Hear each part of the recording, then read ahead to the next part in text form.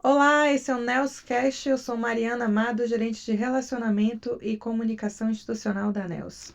Romão Júnior, gerente de acompanhamento e controle de investimentos da Neos. Olá, sou Cleiton Pires, gerente de Planejamento e Pesquisa de Investimentos da NELS. Meninos, juntos mais uma vez aqui. Agora a gente vai falar de plano CD. A Nels hoje tem 4 planos CDs, né? Desses, apenas um está aberto para novas adesões, que é o plano CD Nels. E aí a gente tem um perfil de público bem diferente de plano BD, né? Com o que a gente falou no programa anterior. A gente tem aí um público nos planos CDs em geral, de cerca de 40% dessas pessoas tem de 31 a 40 anos. 20% de 41 a 50 anos. Então, digamos que a gente tem pessoas no auge ali da sua vida laboral, né? A gente tem aí um pouquinho menos de 20% dessas pessoas até 30 anos. Então, digamos que é um público basicamente jovem e, em sua maioria, ainda na fase de contribuição, né?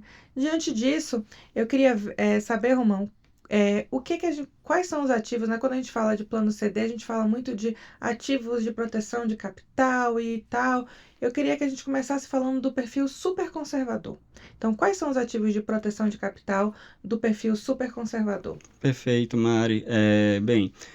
Nos perfis de investimentos, na categoria entre os investimentos, a gente sempre delimita ali ativos de proteção de capital, ativos defensivos e ativos dinâmicos.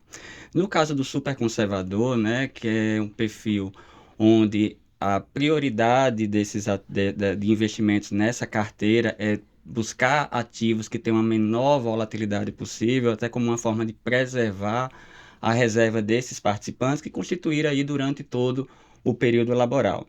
A carteira desses ativos, desse ativo no perfil super conservador, geralmente são ativos ali indexados ao CDI, ao Selic, que no longo prazo, né, tende a buscar entregar ali a Selic como resultado, como objetivo, né, de forma a preservar ali a sua reserva. Então, a diretoria de investimentos da NEOS, pensando justamente nisso, em preservar essas reservas, busca esse tipo de ativo para essa categoria para esse perfil de investimento, no caso do super conservador. Você falou aí no início da sua resposta sobre ativos dinâmicos e ativos de defensivos. E eu queria saber, Cleiton, como se dividem os demais perfis? Além do super conservador, a gente tem o conservador, o moderado, o agressivo e o ciclo de vida, que passei um pouquinho em cada um desses perfis. Eu queria que você falasse um pouquinho dos demais perfis, como eles são, enfim, o grau de risco de cada um deles, como é Uhum. que eles são divididos. Perfeito. Saindo um pouquinho ali do perfil super conservador, a gente tem o perfil conservador, moderado e agressivo.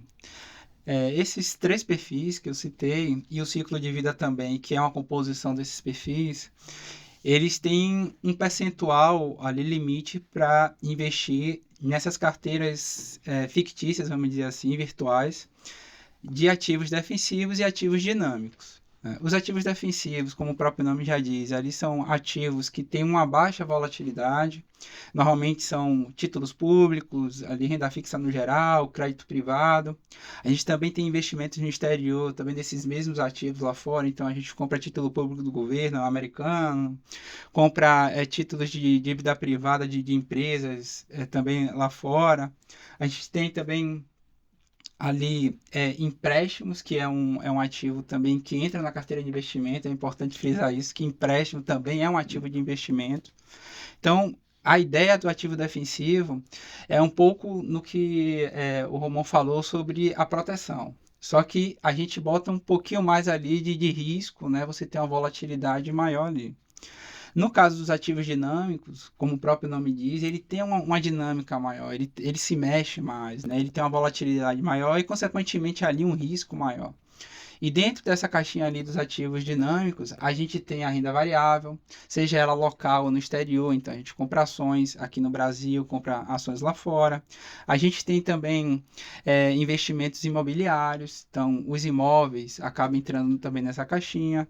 A gente tem um segmento que a gente chama de investimento estruturado. Dentro dessa caixinha a gente pode ter ali o private equity, que é um tipo de ativo onde a gente compra uma posição ali em uma empresa, a gente acaba tendo ali uma gestão mais ativa dentro daquela empresa.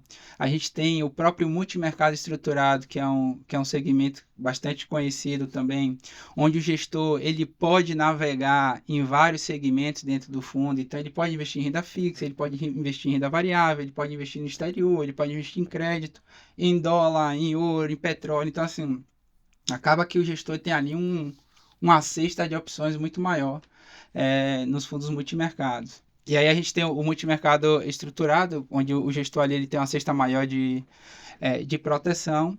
Então, o fato desses ativos eles terem ali uma dinâmica de mexer muito ali os preços, né, de acordo com o cenário, de acordo com o mercado, eles acabam entrando ali na caixinha de dinâmicos. E aí, quando a gente olha cada perfil de investimento, no caso do perfil conservador, ele é um perfil onde a carteira objetivo dele é ter 90% desses ativos defensivos e 10% desse ativo dinâmico. O moderado a gente já chega ali a 70% de defensivos e 30% de dinâmico. E o agressivo acaba sendo ali 50-50, né? 50% defensivo e 50% dos dinâmicos. Então, cada perfil a gente vai ali graduando a exposição dos ativos dinâmicos, que seria ali o nível de risco, né, que o participante ali ele tem vontade de incorrer ali na reserva dele. Maravilha. Vamos agora para a pergunta do nosso participante que mandou para o nosso Instagram, @nelsprevidência. Então, quem quiser, só mandar pergunta para lá que a gente lê aqui no nosso podcast. Vamos lá. Fabi Oliva manda a seguinte pergunta: qual perfil vocês sugerem para quem tem 36 anos, Romão? Boa pergunta. Boa pergunta, né? A pergunta de milhão, Mário, que a gente fala. Interessante, né, Cleito? Porque geralmente as pessoas perguntam assim, até, Mário, qual é o seu perfil, Romão? Né? Qual é o seu perfil, Cleiton? E uma coisa que eu sempre gosto de dizer e falo é assim, o perfil ele é algo pessoal, né? É uma decisão sua, é uma escolha sua. Então, é importante que você avalie em que momento de vida você se encontra, conhecer a sua carteira de investimento, qual o seu objetivo em relação ao seu perfil. Tem aquele ditado assim, de ficar pulando de galho em galho que a gente fala, né? Que não é algo interessante, né? Porque você pode estar fazendo um movimento ali em um período que não seja adequado e acabar sendo penalizado.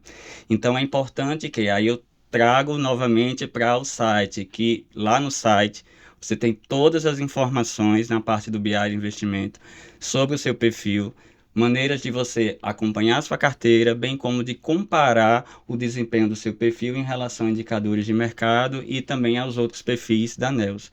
Então, antes de tomar qualquer decisão, sempre se pergunte em que momento da vida eu me encontro, será que faz sentido a carteira de investimentos que eu aloco, porque o que é bom para mim pode não ser bom para você, pode não ser bom para Cleiton, e aí você está tomando uma decisão errada. Então, sempre também lembrar que rentabilidade passada não é garantia de rentabilidade futura.